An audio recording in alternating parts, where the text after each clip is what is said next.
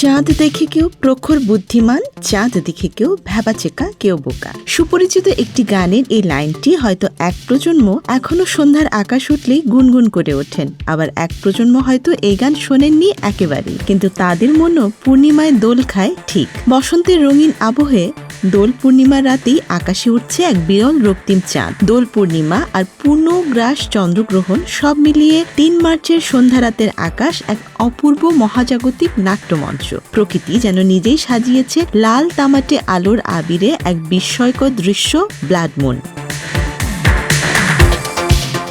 কি এই blood moon?